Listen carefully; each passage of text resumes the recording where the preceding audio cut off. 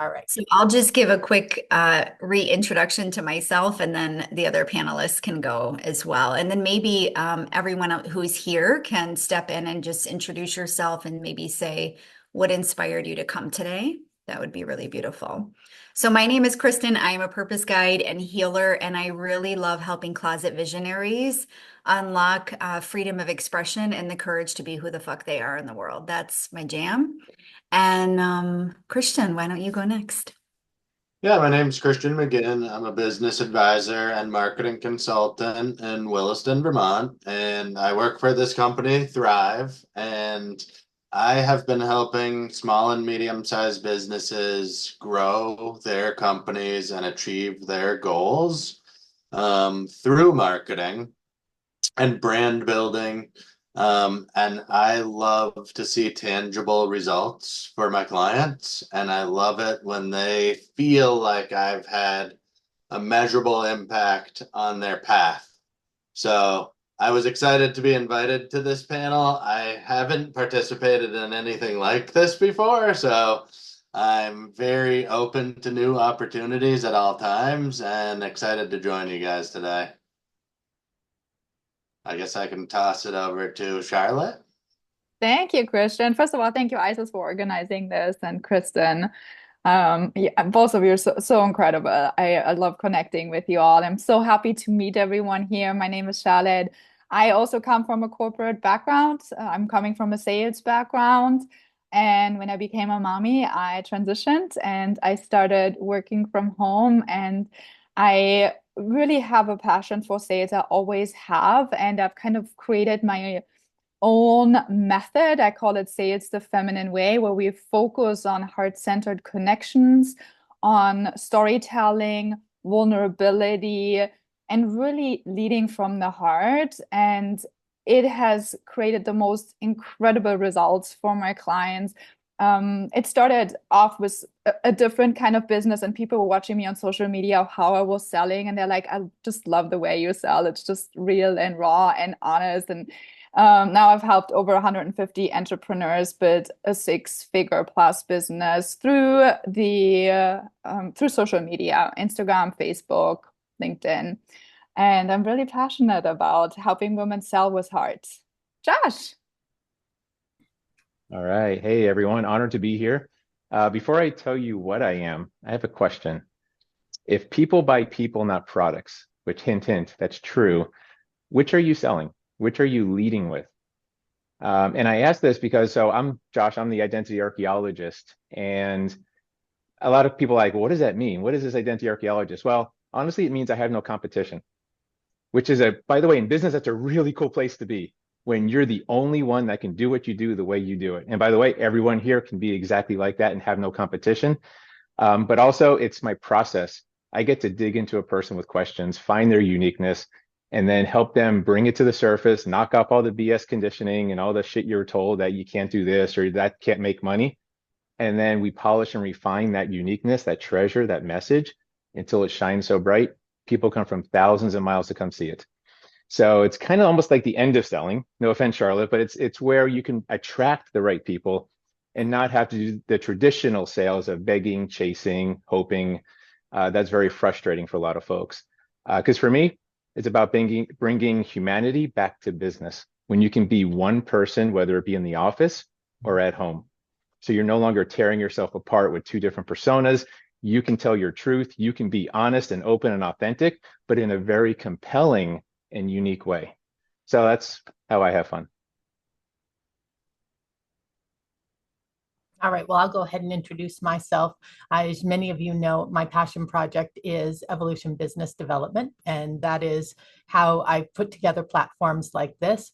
But what I am here to do in general for the world around me is to help people become financially secure, financially independent, and to help them take ownership of the money that flows into, through, and out of their life, and they create legacies through the work that they have done, and they create legacies with money.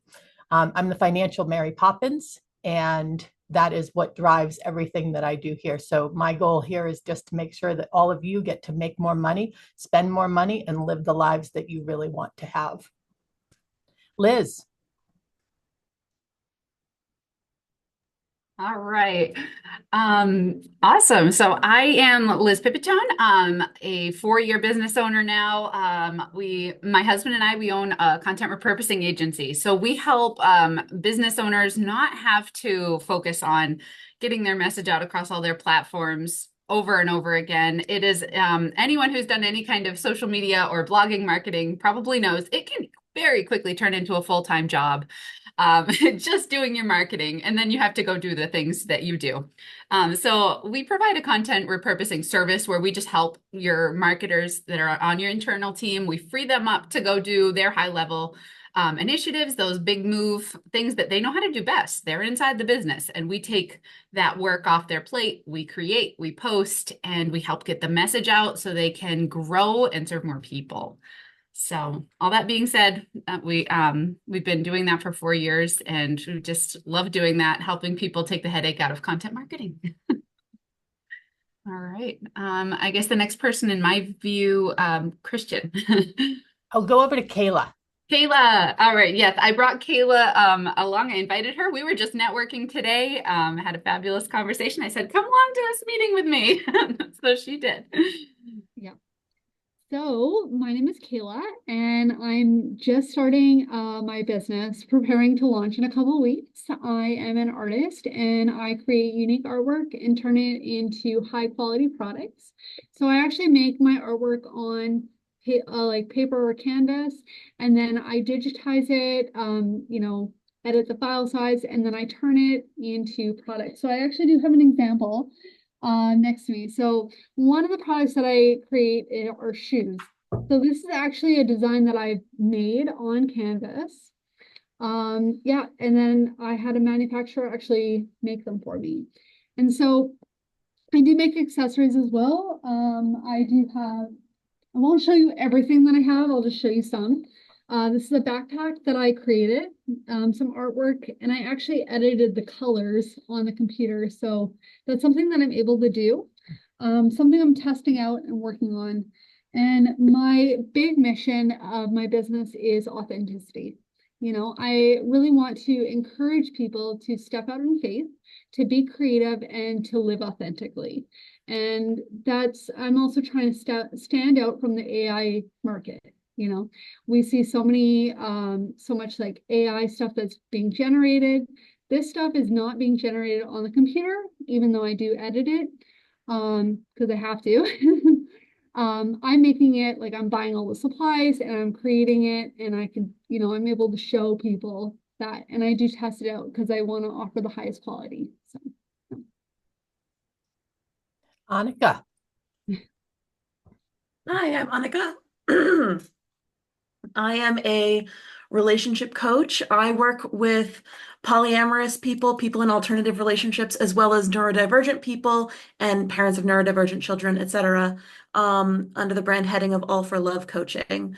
I am really passionate about 2 elements of my work primarily. Shame. Everyone comes to me with incredible amounts of shame about something within themselves that they believe is wrong or bad. And my passion is helping them dissolve that and bringing out their skills of self-advocacy, both identifying and being able to verbalize and set their needs and boundaries in relationships.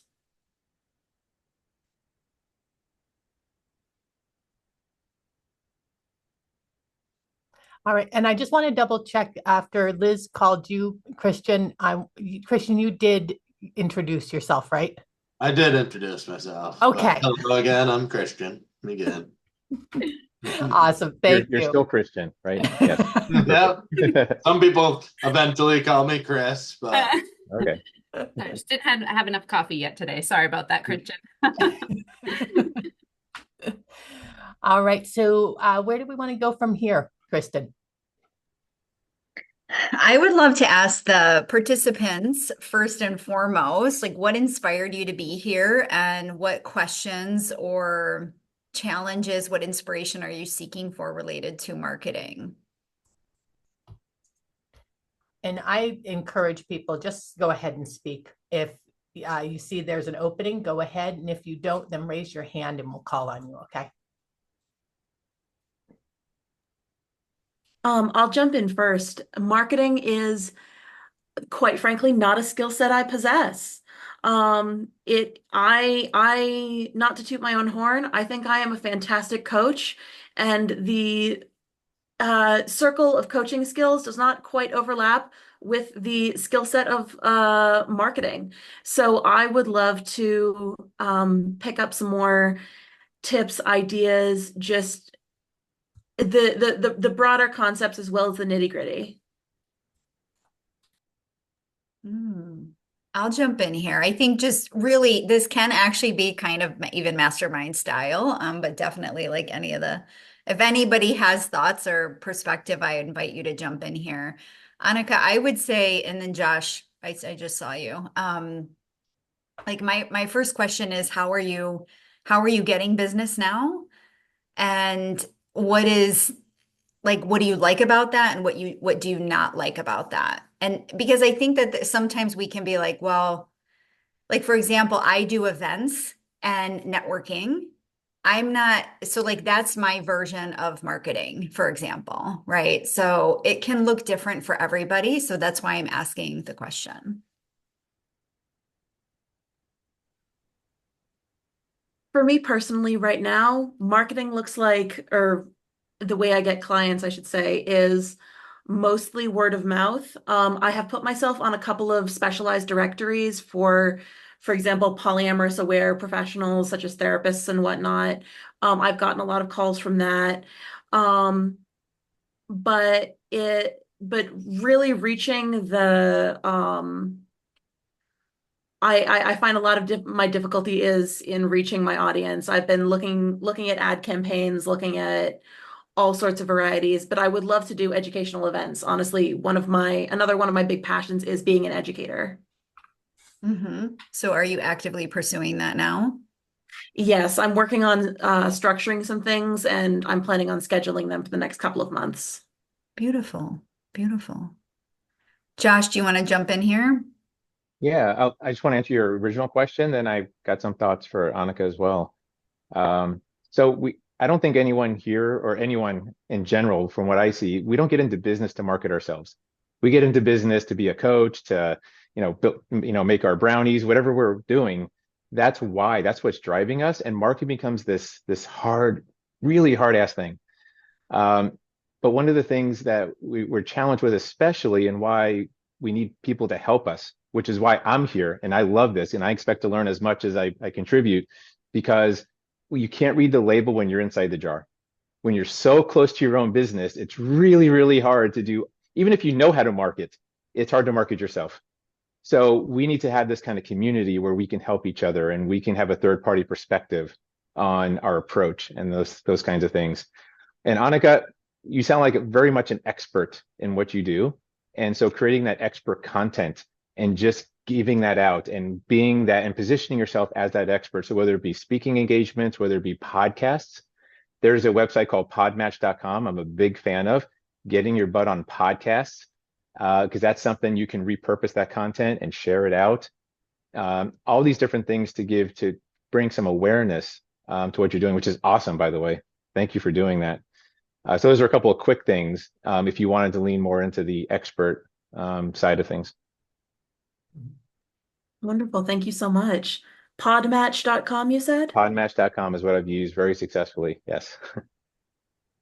Yes, I would like to add, because the whole topic is also how can you stand out, right? In the sea of echoes, is that most of us, when we market, we're too broad. We are bringing these broad concepts out into the world, and why people like what we put out there, they don't identify with it, which then does not make them want to buy or get closer to our product. So it seems like you're so knowledgeable in what you do and you're an expert in what you do. So this is one thing that I do with my clients that works really, really well. It's like looking at just one of the clients you've worked with in the past where you're like, she or he or, was an absolute dream client. And then write down the things about what specifics did you love about that person? And then think about that person's day. What does it look like? And what were the problems that this person had throughout the day that you can solve, right? Let's, for example, say you said you're a relationship coach. Maybe you had, I'm just making up stuff. Now, let's say you're working with a mom who is a corporate executive and she constantly feels irritated by her kids, right? And you want to help her with that. So you kind of walk through her day. So like she wakes up in the morning at 6 a.m. The first thing she does is checking her phone. She already feels stressed out in the morning. Then her kids come, they want breakfast, and she's irritated, yelling at her, I just need 5 more minutes. This by itself can become one potent piece of content or a piece for your next masterclass, right? Just something so specific, speaking to the mom, executive, someone who feels irritated by the smallest little things that are happening in the day, who hasn't had her coffee yet, like these kind of specifics, when you put this out on social media, it's like people are going to feel really magnetized to it because like, oh my God, she's speaking to me. And you kind of capture those micro moments and you kind of take on the identity of, I am someone who helps people identify their problems, and then I help them find the solutions through my offer, whatever your process is. And I feel like that really can help with content creation for, if you want to pursue social media or podcast. And then for your educational classes, I'm a huge believer, like first starting out or for people who are under 10K a month, I say pick one platform because I feel like doing too many things can be really overwhelming because you need to build momentum and you want to hit people consistently with the same kind of message because we are in a very overwhelming world and there's so many things happening. So we want to be very consistent with the same kind of message to bring those clients into your free masterclasses and then becoming clients. We're just like fire hosing you right now. So I also want to jump in and say, like, just based on what Charlotte said, there's two sides too with pain point and like desires. I think it's really important to speak to both because sometimes I think when you're like, if you purely, and I know Charlotte does this because I know Charlotte, but I don't think she specifically said it. Like if you spoke just to people's pain points, I think sometimes you can attract people that are very much in that, like, this is my life, there's nothing I can do about it, and just like very in that space. So if you can speak to the people that, yes, have the pain point, but here's what their desire is, I think that's a really important aspect. And I lost the other thing that I was going to say, but that's okay. Like, we'll just leave it there. I really like that, yeah, I hadn't ever been able to put language to why I didn't want to spend too much time on the pain, because anytime I did, I would get clients or potential clients who just had this ambivalence that there was nothing that could ever be accomplished for them that would be worthy. And that doesn't go in line with who I want to work with. I like to work with people who are believing that opportunity exists, but not so pie in the sky that they can't come back to earth long enough to go, oh yeah, well, that is a 10-year plan, a 20-year plan. Can't have it in one day. So thanks for putting language to that, Kristen. And I loved your ideas there, Charlotte, about capturing the micro moments and then locating a solution for them. Yes. I love, like, I'm very much like desire-based marketing. I know I didn't make it sound like that. The way I mean, like, identifying problems is we just kind of stating facts. The moment we attract people who are not in their powers, when we're shaming people, judging people, guilting people in our marketing, which a lot of new marketers are actually doing. And then you get people that are not in their power. But if you're just like stating a fact, this is why, and then speak to their desires, this is what it could look like with the solution, actually attracts empowered people. So there's a lot more to say to this. So I love, Kristen, that you're actually bringing this up because yes, we'll want to, I think so, want to lead with desire. It's a very powerful tool. Awesome. So many good things. I love it. So if anybody else is ready to speak up, the question I believe was what inspired you to attend and what is it you're looking for inspiration on? And then you've got a team here that's ready to give ideas. And obviously, if you're not part of the panel, but you're here, your ideas are just as welcome. So if you hear something and you want to add to it, Liz, I know you're an expert on content repurposing, so feel free to add to that. This is an equal playground. Well, I'll chime in and say, even though I'm a panelist, I guess at this point, I was inspired to attend because for the last 17 years, have been living inside of the bubble of my corporation. And actually, when I did a strategy session about this panel with Isis and Kristen, I was very inspired to attend this because I look for ways to get out of my own comfort zone. And this was one of those opportunities for me. So I feel like sometimes with marketing, selfishly, you have to do something for yourself too. Even though you're trying to attract others to you, part of that comes with doing for yourself too. And I just in the 30 minutes that we've been here have already taken away from this meeting information that I will apply to my professional life and growth. So I want to thank all of you for that.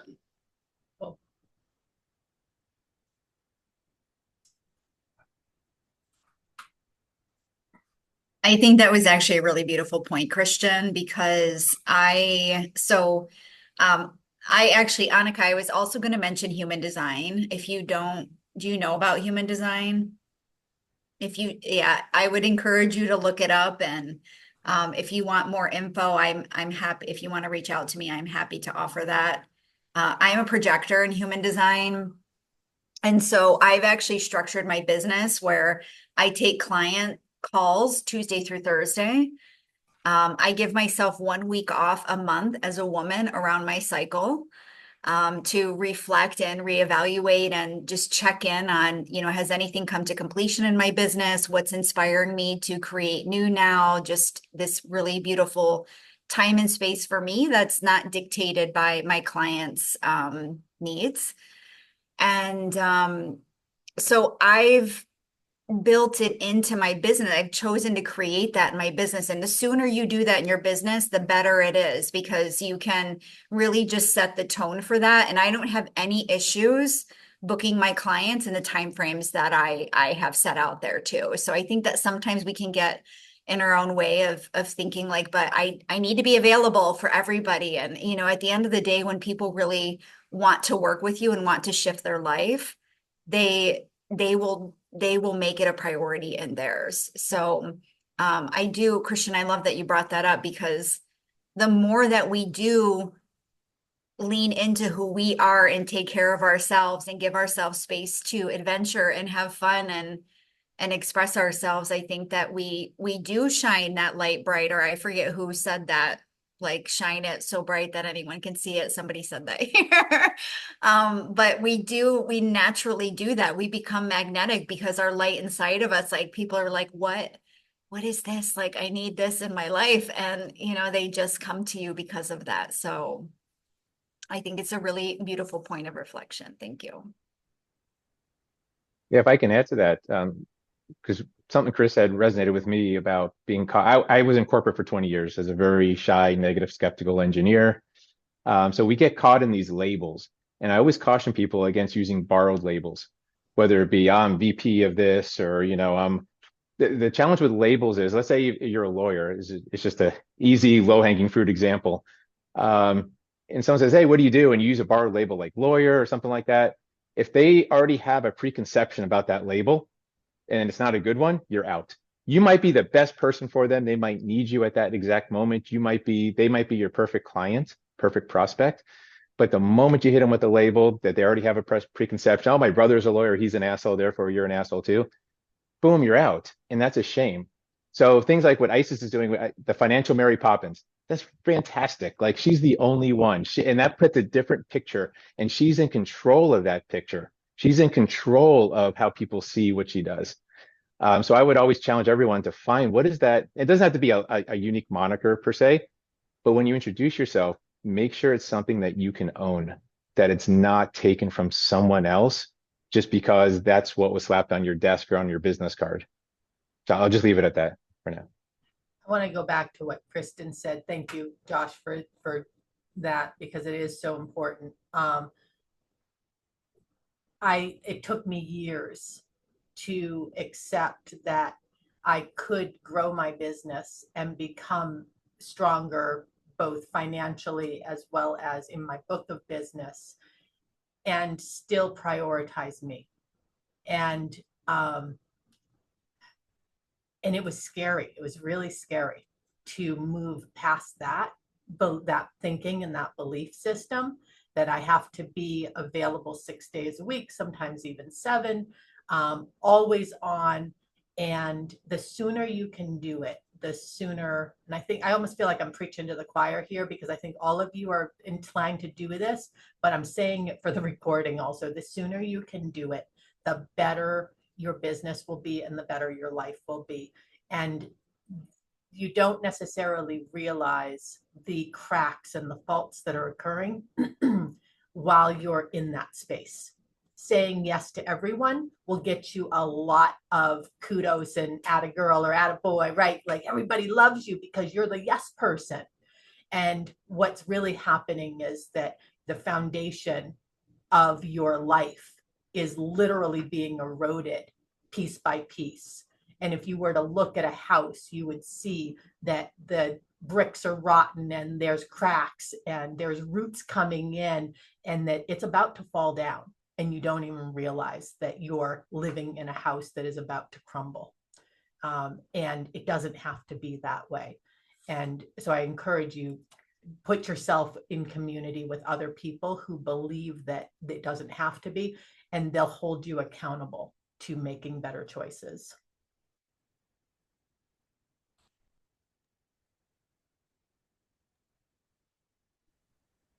I haven't mentioned yet that I ended up attending. I wanted to hear just what other professionals in marketing, are talking about, what's new, almost like teachers. They go to their teacher trainings every now and then, kind of the same thing. A fellow marketer, I'd love to know what everyone's taking note of. What are we seeing in the industry? All the big things, AI, the influx of all the paid advertising on social and Google and all the things, just what pain points are you seeing in your clients, and what are we all seeing these days? So that's kind of why I'm here, a passive observer. I see like we're moving a lot from people like over promising and under delivering, and people smelling all the BS, to people being real and raw again. And I feel like we're in this like moment of filtration in the industry where like people who have always been real and honest, they're sticking around, and the people who have been kind of BSing people, they're kind of slowly filtering out because people can see it now and smell it 10 miles away in the online space. So I feel like everyone who's being online, the more raw and real and vulnerable you are, the more and faster you're going to build know, like, and trust, and people actually want to connect with you. And I feel like smaller results, like micro movements, can be so much more mouth-watering in your marketing than these huge claims of I'm gonna help you make $100,000 next month. Mm-hmm. People are just gonna feel so turned off by these huge things right now that used to be very appealing. I want to say maybe 2020, 2021, and now it's just like people are like done. Now it's like the more honest we are, like kind of what Josh was talking about too, is like identifying who are you and what's unique about your unique way, who you are, your method, and kind of find these you just need a few mouth-watering results, but could be small things. You just need to be one step ahead of someone else, and if you just repetitively talk about the shifts that you're making, share some client wins and results, the right people feel very much drawn to that real raw approach versus these big claims where people are like, okay, right. Yeah. So I think this is a big thing that I'm seeing right now, actually. Yeah. And kind of to follow that up, what does everyone think about taking it a step further, where some people are talking about, their failures as a, business coach, totally reinventing their business, after a burnout, and the real raw stuff. Like, what is your feeling on that, and how are you seeing your audiences taking that? I kind of want to, can I just reflect on something that Charlotte just said Yeah. about what people are expecting today? And I have found myself doing more expectation setting with my clients than ever before, because I think that the consumer expectation of, if I start this marketing campaign with you, I'm gonna completely blow up my business. I end up having to temper that down quite a bit when I'm considering partnering with somebody, because people want everything right now and yesterday. And the approach that I take is a longer term relationship and a step-by-step building process that doesn't ultimately always turn into overnight results. And I think that when you get a text and you look at it in 5 seconds and they don't text you back, people start to wonder, did they see it? Why didn't they text me back? And I try to help people slow things down a little bit and realize that we're gonna take a journey together. And I try to make sure that I set those expectations, because it's so easy for people to feel like, if I start marketing today, I should see 8 new customers tomorrow. And that's not always the promise, and not always the outcome. So patience is something that I try to work with people on too. And I try to set that expectation right from the beginning. That's such a good point. Those who are in sales know the best way to handle an objection is to bring it up first. So that's all that is. It's just setting expectations. But Liz, to your question, I think people are moving away from raw and they're moving towards real. And there's a difference. See, raw is based in words. Raw is about, I'm going to say something that's going to shock you, that's going to capture your attention. I'm raw, right? Yeah. But real is not about the words. It's about the intention behind it. It's your energy. It's coming. If you come from a place of love and good intention in your message, you cannot use the wrong words. I promise. Because people always ask me all the time. I do copywriting, right? People are like, what's the right words to say here? What do I say at this point? Or what do I say for this objection? I can give you those words. However, the right words are the words you believe when they're coming out of your mouth, because now your energy is at a whole new level and the words aren't going to matter so much. So that's what I would say to that. Let's talk more about that, because I run into this all the time. And I just want to kind of throw it out there that this is an experience I have, and then, give me some feedback. You will get 2 referral introductions. You'll get, right, and they're almost identical. And I'll move to respond to one, and it flows. And my language is easy. I can type it out. I don't pause and think, what do I say next? How do I craft, right? Like that you actually feel like you're like working deep in. And then there are other times that I can't seem to get the right words. And all I can say is that I must be feeling something, but I don't know if I'm feeling it from them or I'm feeling it from me. So I'm just going to throw that out there. I've never shared that with anyone before.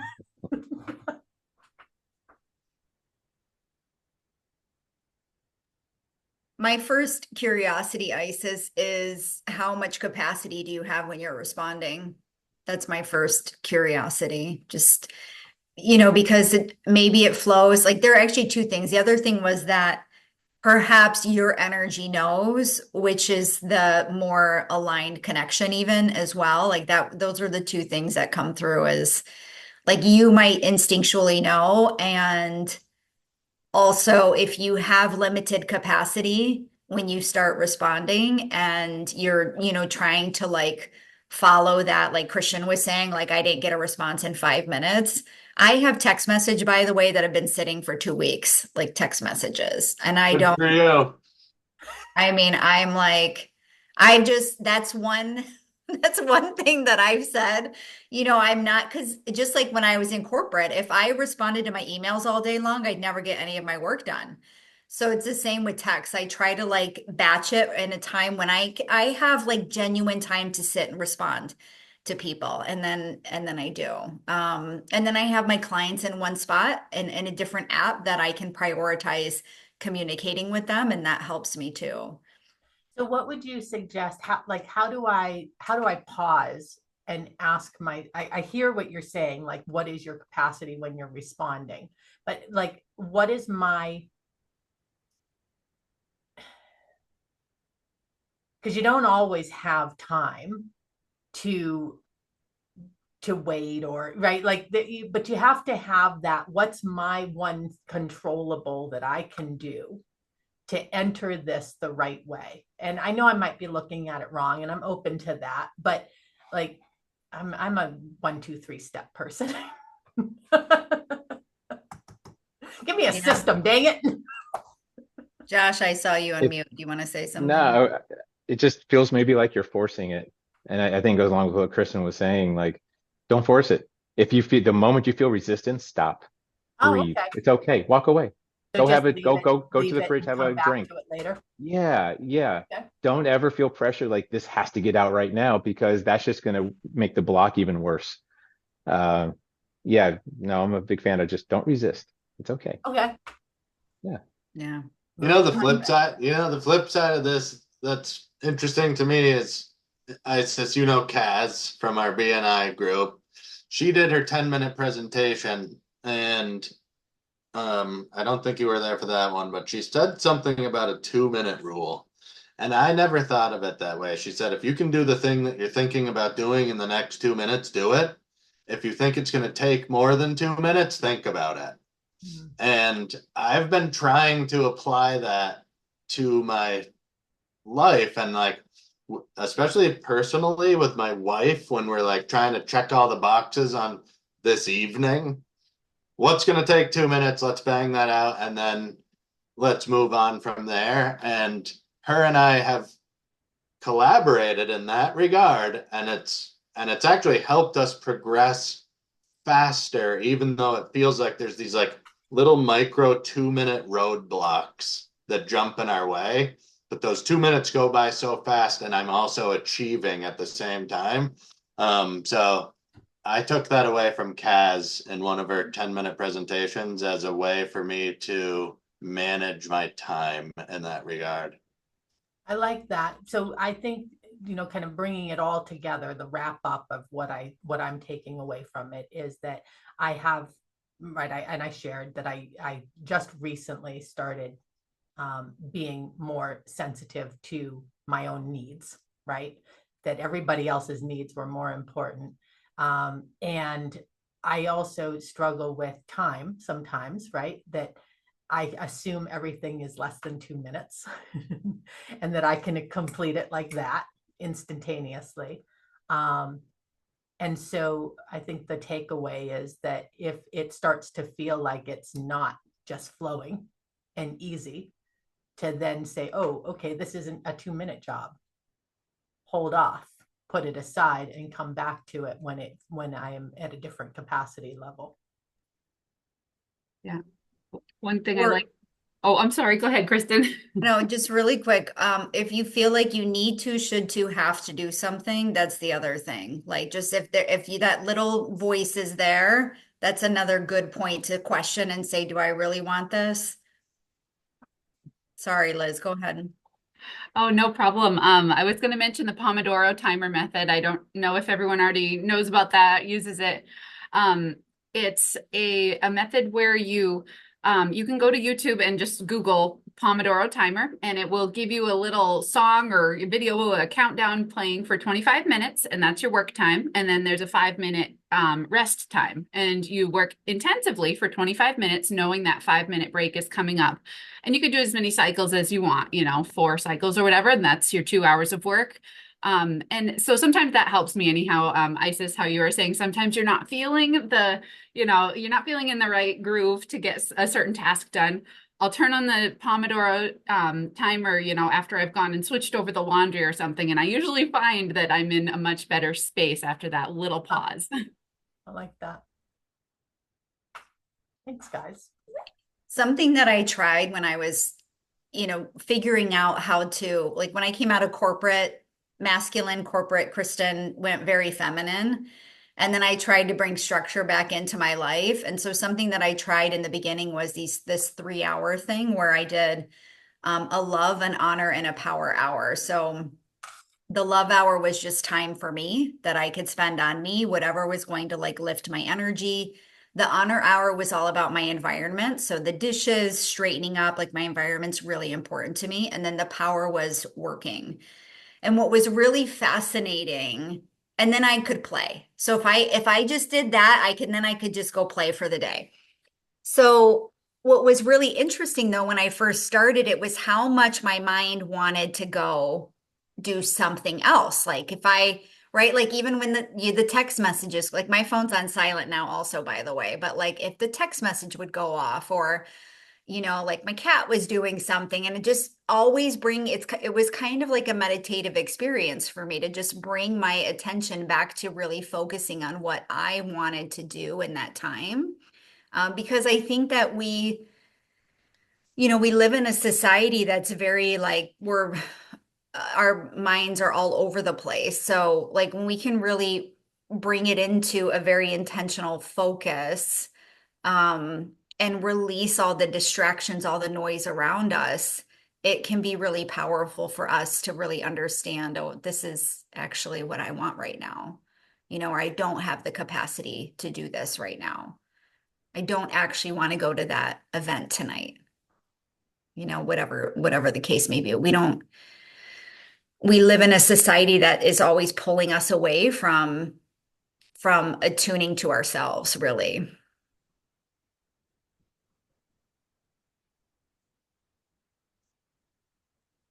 So many good points. I was actually thinking, I kind of wanted to circle back to Liz's question about how you feel about sharing vulnerabilities online and the failures, and because some people use this as a powerful marketing tool. And the way I look at it is, I feel like if you're going through stuff right now, I don't think it's a good place to talk about it in the outside world.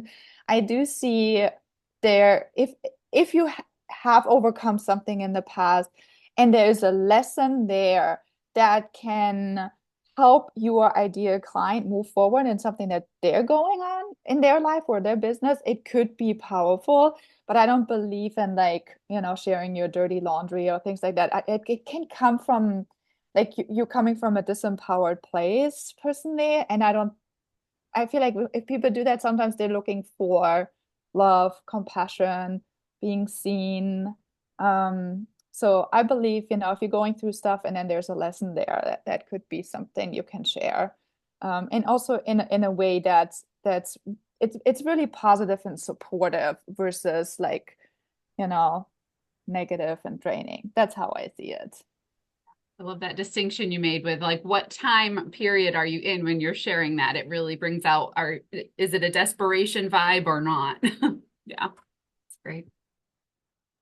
Yeah, like Josh said, I feel like the energy we put into everything is what matters, right? It's having this clean, and Kristen is talking a lot about that too, and I do too. It's the content, the conversations you have, is the way we are here in this panel right now. It's what energy are you in right now? What's your intention behind it? Because people can feel it. Sometimes we think, oh, we just post something on social media, or we're in this big Zoom room with 20, 30, 40 people. People can't feel it, but people can feel our energy. They can't put the finger on what's off, but they're like, there's something about X person. I don't want to do business with her or him. They don't know why, but there's something is just off, so your energy always comes through. I believe that wholeheartedly. That's like one thing I teach is like a little bit what Kristen was talking about. It's like before we do anything in business, I say activate your identity so you can perform at a like level 10, like really unstoppable, limitless. Like what do you do? Some people work out, some people meditate. Like what is your like highest self, clean energy? And then from that energy, you can network, you create content, you do whatever you want to do, but you have to be okay first and then serve your people from an overflowing cup. Then we take action. And then I say receive, right? I feel like we need to really learn how to receive again and be grateful for the current reality so we can be more receptive for more, which what we desire. So it's like activate your identity, take action, receive. And Charlotte, I'm going to jump in here because Charlotte's amazing, and definitely check her out if you're new to her and like her energy. She reminded me that if we don't give ourselves space to receive, like that doing energy doesn't work well with receiving if we're just always doing. Like it's like we don't give ourselves space to receive. I just wanted to add that little tidbit in there because I think it's really important. I think it's beautiful to be in the flow too. Like when we're in the flow, be in the flow, but it's also okay to, sometimes I'm in the flow and then the next day I'm dead. So then I'm just going to let myself be dead that day and like be in nature and do whatever, I need to do to revive my energy. But I don't want to be playing in my stories and doing things like that when I don't feel like I have the energy behind it. Absolutely. Yeah, I just wanted to piggyback off of that there have been times when I'm thinking, oh, I just, don't feel like posting before I had a system and stuff. I don't get online and be like, oh, I don't even know what to say. And I would end up writing something, a couple paragraphs, and I'd read it later, days later. I'm like, that was terrible. You could tell I didn't want to be writing that. So it's just, you can see it through on social media for sure. If you're not feeling it that day and you got to post something, repurpose a post from a year ago, just copy and paste it. Don't try to come up with something new. It won't shine the right light. I'd also love, I know we're like wrapping up here. I would love to just throw in the mix for contemplation this, like Liz, back to your question about what are you seeing like trending? I'm actually it kind of bothers me, it bothers me when I see a bunch of people posting the same things, like those trendy things. I don't know. It just, to me, it's like there was a quote one time that I read that was something about like imitation is like our doubt, our self-doubt coming through. And so I love to encourage, like if something feel like the what I'm going through and the vulnerability stuff that you and Charlotte were talking about, Liz, if that's relevant for you right now, cool. But if it's not and you're just jumping on a trend bandwagon, then I'm not a fan of that. And it's a turnoff to me personally. So I just wanted to kind of throw that in the mix as well. So Liz does my social media for me, and we were working on some new ideas, and I love that I'm gonna call it out, but I'm also gonna say Liz totally honored what I said.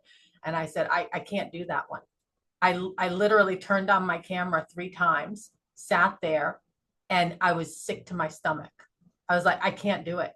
And she completely removed anything that was like that from my workflow, because she heard me. And I had a very violent reaction to this particular thing. And I was like, wow.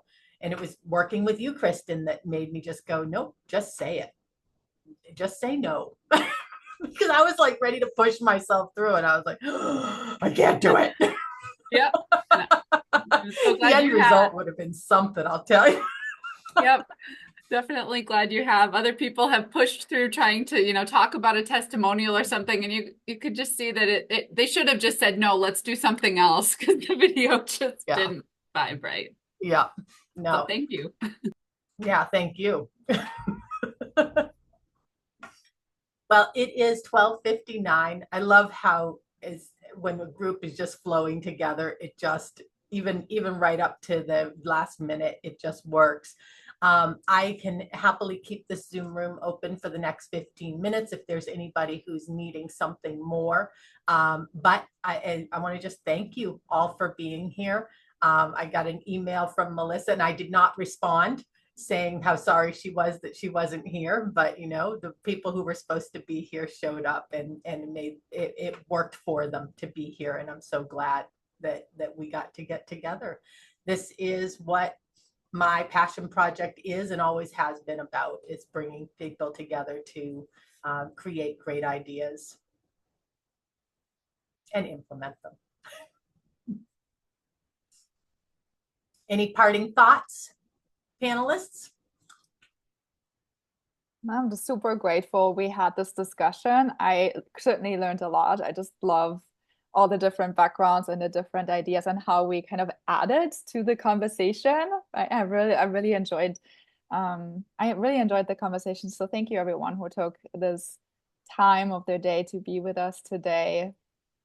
I have to share a funny story. I met with Charlotte to do a one-to-one, and because we had used her calendar, I didn't have my typical system at work. And we're about halfway through, and I'm like, listen, I have this amazing panel, and I'm sorry that I can't invite you to be one of the panelists because it's already full, but I would love to have you in the room. It was hilarious. I went, oh my, okay. We were just cracking up. We're like, actually, the reason we're having this call is we're doing the panel together. Kristen connected us. Kristen is like the master connector. I love all the connections we've created. Yeah, you've people you share, invited in my world, and vice versa. It's amazing. Told her, well, now you're really supposed to be here because you've been invited twice. Thank you. All right, So Josh, any parting words for us? Yeah, I just love how everyone focused on authenticity and being real and being human in business. That to me is still such a rare thing, because we're not taught this in school. We're taught, this is how you give a presentation, and you have to look professional and be professional and look a certain way and say a certain thing. And everyone here basically busted all those myths and said, no, just tell the damn truth. Be real. And I think if we get this message out, we can help a lot more people as well. So thank you to everyone who's on the panel and for what you do and for having this mindset behind it. It fills my heart with joy. So thank you. Thank you. Christian. Yeah, and I want to say thank you to everybody that joined today, especially the ISIS for orchestrating this event. And I am planning on having a love, an honor, and a power hour today. So I'm like taking away from this. Hopefully I contributed too, but I was like, wow, I'm like very affected by this meeting today. So I want to thank everybody that was here. Thank you. That's awesome. All right, Kristen. Oh, my heart is just bursting right now. I'm so grateful to be here. And I just want to say that anyone here and or when you post this, Isis, in the group, anyone that is watching the replay and has questions, like, please post them in the comments, and maybe it'll inspire a round two. We'll see. But follow the energy. If you want to connect with somebody here, even if it's like, I just like your energy, can we be friends? Like, that's totally my vibe. So yeah, like, you just never know what'll happen when you just trust and follow that little bit of wisdom within you. And yeah, I'm sending so much love to all of you, and thank you for being here.